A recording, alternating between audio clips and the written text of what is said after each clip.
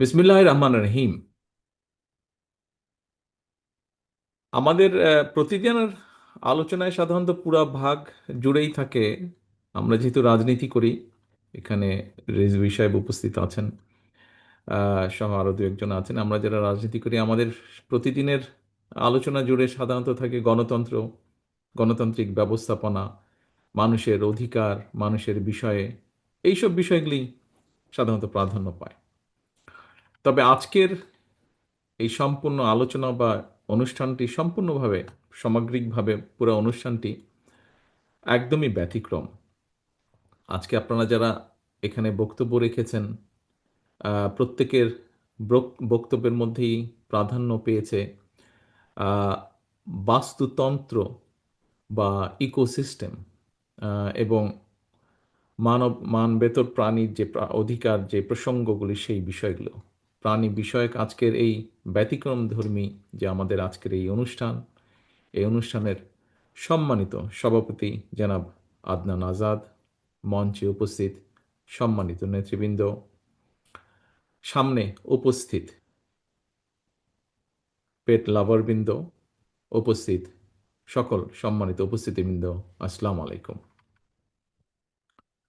প্রাণী, বন্য বা প্রাণী কিংবা পশু পাখি, এইসব প্রাণীকে আমরা যেভাবেই, যে নামেই ডাকি বা চিনি বা তাদেরকে বলি না কেন, মোটা দাগে যদি বলি, এইসব প্রাণীকুলের মধ্যে এক ধরনের প্রাণী রয়েছে যাদের আবাস বা নিবাস কিংবা খাবারের সরাসরি ব্যবস্থা সাধারণত মানুষ করে থাকে।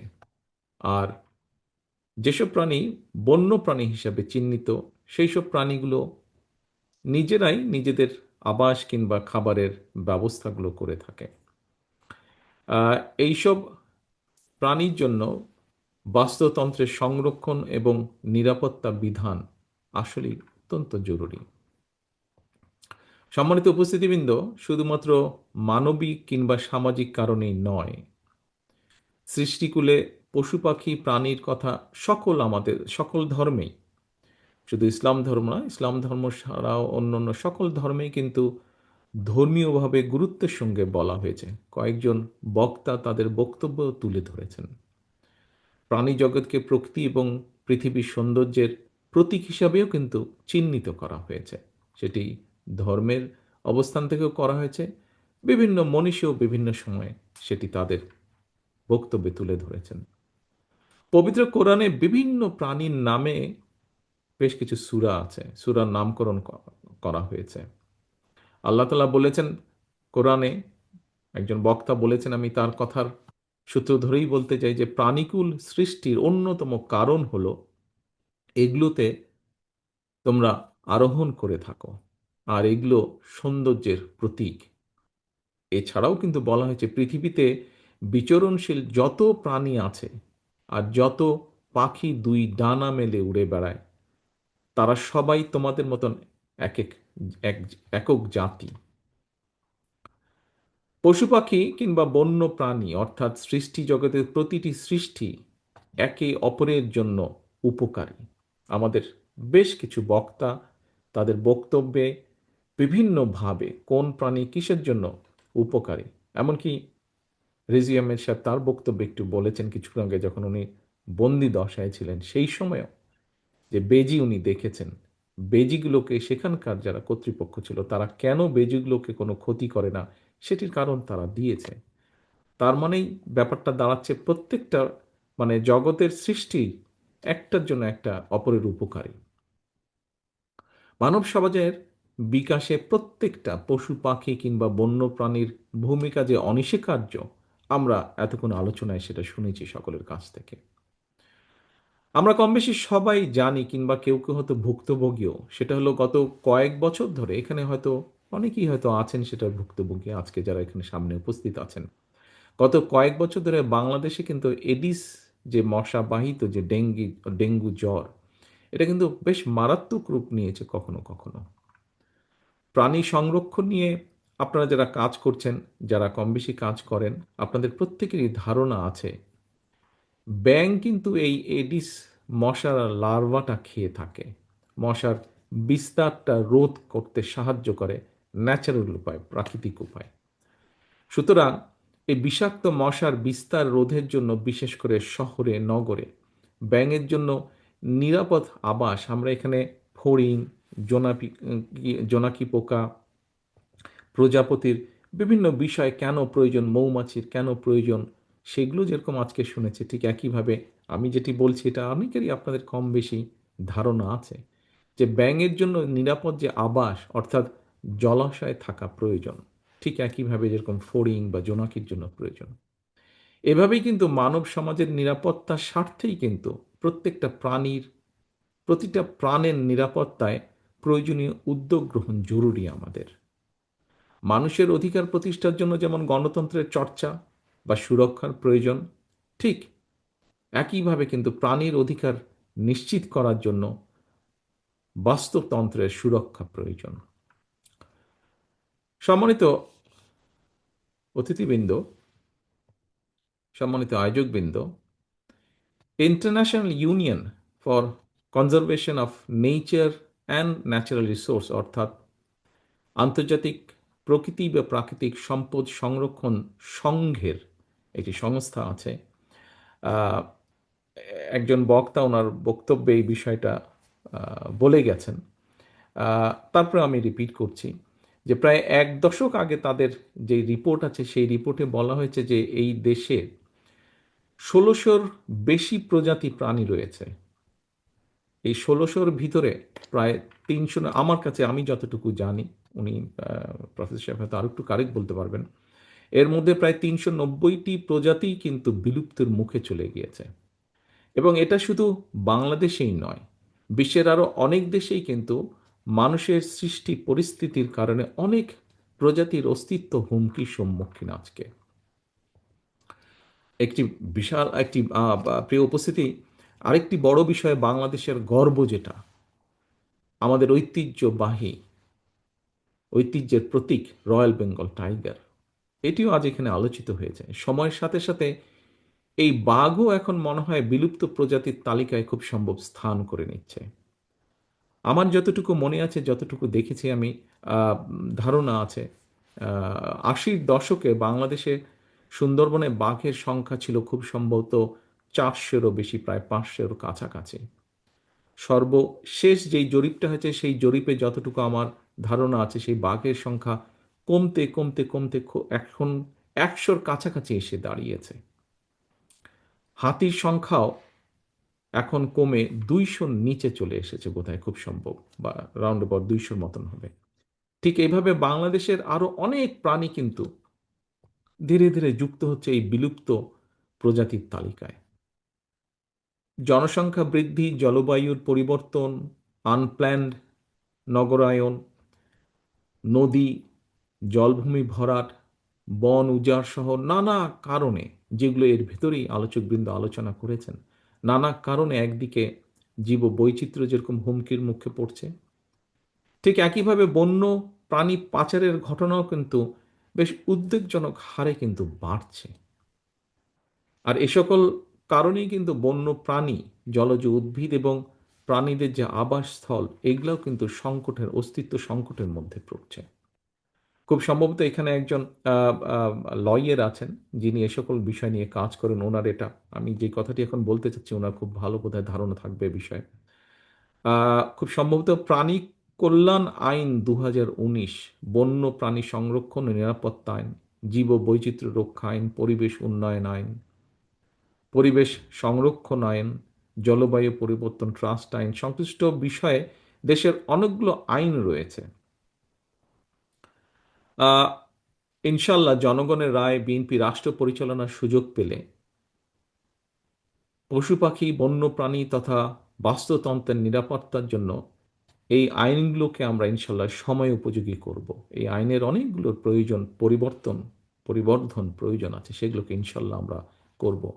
আমার সাথে কিছুদিন আগে যখন আমি বিষয়টি নিয়ে চিন্তা করেছিলাম, আমি তখন কয়েকজন, তার মধ্যে আজকের সভাপতি আদনান উপস্থিত ছিল, সেদিন আমি প্রথম কয়েকজনের সাথেই আলাপ করেছিলাম যে কি করা যায় এখানে।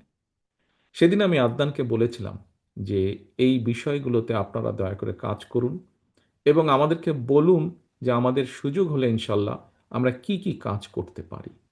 আমি নিশ্চয়ই আমি কোয়াইট শিওর যে নিশ্চয়ই ওনারা আজকে যারা এই বিষয়ে এখানে আছেন, অ্যানিম্যাল ওয়েলফেয়ার যে আমাদের নতুন সংস্থাটি, তার যারা নেতৃবৃন্দ আছেন নিশ্চয়ই এই বিষয়টি নিয়ে তারা কাজ করছেন। সম্মানিত উপস্থিতিবৃন্দ, জীব বৈচিত্র্য রক্ষা, বন্য প্রাণীর নিরাপত্তা বিধানের ক্ষেত্রে আইন যেটি যেটি বোধহয় খুব সম্ভব এটিও আলোচনা হয়ে গিয়েছে, এখানে একজন বক্তা বলেছেন আইন কিংবা বিধি বিধানের চেয়েও কিন্তু আপনার আমার আমাদের সকলের অর্থাৎ প্রত্যেকটা নাগরিকের সচেতনতা অর্থাৎ কনসাসনেসটা আমাদের যেটা কনসার্ন করা কনসাস করা মানুষকে, এটা কিন্তু সবচেয়ে বেশি জরুরি। আমাদের প্রত্যেকের এই উপলব্ধিটা আসতে হবে, মনের ভেতরে উপলব্ধিটা থাকতে হবে যে জীব বৈচিত্র্য রক্ষা এবং বন্য প্রাণীর নিরাপত্তার সঙ্গে কিন্তু আমরা যারা মানুষ, মানব সমাজ, আমাদের নিরাপত্তাও কিন্তু জড়িত, আমাদের অনেক বিষয় জড়িত। সম্মানিত সুধীবৃন্দ, বিভিন্ন দল, ভিন্ন দল, ভিন্ন মত কিংবা অবৈধভাবে লোভ লালসার আশায় যেখানে মানুষের প্রতি মমত্ববোধের একটা অভাব প্রকট হয়ে উঠছে, সেখানে পশু পাখি কিংবা বন্য প্রাণীর প্রতি মমত্ববোধের কথা হয়তো অনাহত ভাবার মতন মনে হতে পারে, যে যেখানে মানুষেরই বিষয় সেখানে হঠাৎ করে পশু পাখি নেই। তবে এটাও কিন্তু সত্যি, পশু পাখি কুকুর বিড়াল হাতি কিংবা বাঘ অর্থাৎ প্রাণীর প্রতি মানুষের হৃদয় অনুভবের স্থান তৈরি যদি না হয়, শুধু আইন করে প্রাণীর আহার আবাস নিবাস নিশ্চিত করা, যা আজকে নিশ্চিত করার জন্য আমরা কিছু সংখ্যক মানুষ এখানে একত্রিত হয়েছে, যে বিষয়গুলো নিয়ে আমরা কনসার্ন এক্সপ্রেস করছি, আমরা যদি এই কনসাসনেসটা মানুষের মধ্যে যে অনুভূতিটা যদি আমরা তৈরি করতে না পারি, তাহলে শুধু এই প্রাণীর আইন করে প্রাণীর আহার নিবাস তাদের নিরাপত্তা নিশ্চিত, এই সবগুলো বিষয় কিন্তু অত্যন্ত কঠিন হবে। উপস্থিতিবৃন্দ, প্রাণীর নিরাপত্তা, অধিকার রক্ষা, মানব সভ্যতার উৎকর্ষতা এবং বিকাশের পর্যায় নির্ণয়ের ক্ষেত্রে প্রাণীর নিরাপত্তা এবং অধিকার রক্ষার বিষয়টি নির্ণায়ক ভূমিকা পালন করতে পারে। আমি মনে করি প্রাণী অধিকারের যে বিষয়টি শুধুমাত্র প্রাণীদের প্রতি মানবিক দায়িত্বই নয়, বরং জীব বৈচিত্র্যের সংরক্ষণ, বাস্তুতান্ত্রিক ভারসাম্য রক্ষা এবং মানব জাতির নিজেদের সুস্থ এবং টেকসই ভবিষ্যৎ নিশ্চিত করাও কিন্তু অত্যাবশ্যক। মানুষ যখন প্রাণীদের প্রতি সহানুভূতিশীল হয়, প্রাণীদের নিরাপদ আবাসস্থল নিশ্চিত করে, তখন এটা মানব সমাজের পরিপক্কতা এবং উন্নত নৈতিকতারই কিন্তু প্রতিফলন ঘটায়। সুতরাং মানুষ তার নিজের প্রয়োজনেই প্রাণীদের বাঁচিয়ে রাখা দরকার, প্রাণীদের আবাস অক্ষত রাখা দরকার। সম্মানিত সুধীবৃন্দ, আমরা যখন প্রাণীর নিরাপত্তা নিয়ে কথা বলছি, আমার ধারণা এই মুহূর্তে আমাদের হয়তো অনেকেরই মনে একটা চিন্তা হয়তো আসতে পারে, সেটা রাষ্ট্র যখন কখনো কখনো খোদ মানুষের নিরাপত্তা নিশ্চিত করতে ব্যর্থ হয়, তখন আমরা প্রাণীর নিরাপত্তা নিয়ে আলাপ করছি। কারো মনে এই ধরনের কথা আসাটা অন্যায্য নয় হয়তো, তবে আমাদের বোধহয় এটাও জেনে রাখা প্রয়োজন, নানা ক্ষেত্রে আমাদের সীমাবদ্ধতা কিংবা ব্যর্থতা দৃশ্যমান থাকলেও সকল শুভ উদ্যোগকে আমাদের প্রতিদিনের চর্চায় এবং আলোচনায় রাখা দরকার। আমি মনে করি ব্যক্তিগতভাবে আমি মনে করি আমি মনে করি গণতন্ত্রের সঙ্গে মানুষের অধিকারের সম্পর্কটা যেমন, বাস্তুতন্ত্রের সঙ্গে পশু পাখি এবং বন্য প্রাণীর অধিকারের সম্পর্কটা তেমন। সুতরাং রাষ্ট্র রাজনীতিতে গণতন্ত্র এবং শুদ্ধাচার প্রতিষ্ঠিত থাকলে বাস্তবিকভাবেই বাস্তুতন্ত্র নিরাপদ থাকে। সম্মানিত উপস্থিতিবৃন্দ, আমার মনে হয় ১.৫ দশকেরও বেশি সময় ধরে একজন মানুষ, একজন নাগরিক হিসাবে সকল গণতান্ত্রিক রাজনৈতিক অধিকার হারানোর কারণে আমাদের অনেকের মনে হয়তো এক ধরনের অসহিষ্ণুতার জন্ম নিয়েছে।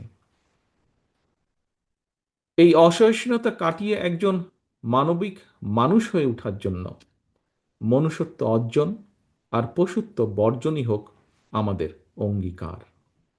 আমি বিশ্বাস করি আমি বিশ্বাস করি মানুষ হিসাবে আমরা রাষ্ট্র এবং সমাজে নিজেদের অধিকার নিশ্চিত করতে পারলে অন্য সকল প্রাণীর অধিকার সংরক্ষণের ব্যাপারেও আমরা আরও সতর্ক এবং যত্নবান থাকব। সেই বিবেচনা থেকেই দেশের রাজনৈতিক ডামাডোলের বাইরে এসে পশু প্রাণী প্রেমী কিছু মানুষের আয়োজনের আজকের প্রাণী বিষয়ক এই আলোচনাটি অবশ্যই অর্থবহ এবং অত্যন্ত ভালো একটি উদ্যোগ। দেশের প্রাণীর নিরাপত্তা এবং অধিকার সংরক্ষণের স্বার্থে বাংলাদেশ অ্যানিম্যাল ওয়েলফেয়ার অ্যাসোসিয়েশন গঠন করে সুসংগঠিতভাবে আরও কার্যকর ভূমিকা রাখার ক্ষেত্রে আপনাদের এই চলমান উদ্যোগকে আমি আন্তরিকভাবে সাধুবাদ জানাই এবং আপনাদের আন্তরিক সাফল্য কামনা করি।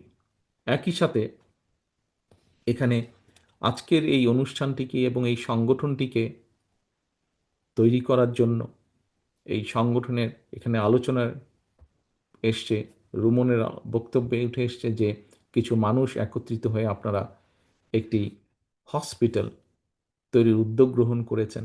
আমি তাদেরকে আন্তরিকভাবে সাধুবাদ এবং ধন্যবাদ জানাই। আমি এখানে ধন্যবাদ জানাতে চাই জাহিদ। জাহিদ আমার এলাকার ছেলে, সেজন্য আমি ওকে আলাদাভাবে চিনি একটু। জাহিদকে আমি ধন্যবাদ জানাতে চাই যে এই অ্যাম্বুলেন্সটির কথা উঠে এসেছে, সেই অ্যাম্বুলেন্সটি আজকে এই সংস্থানটিকে জাহিদ উপহার হিসেবে দিয়েছে। আপনারা এরকম এভাবে যারা আপনারা ছোট ছোট করে অথবা যার যে অবস্থান থেকে আপনারা সহযোগিতা করেছেন এই সংস্থার অগ্রযাত্রা শুরু করার জন্য প্রত্যেককে আন্তরিকভাবে ধন্যবাদ জানাই। পরিশেষে আয়োজকবৃন্দকে আবারও ধন্যবাদ জানাই।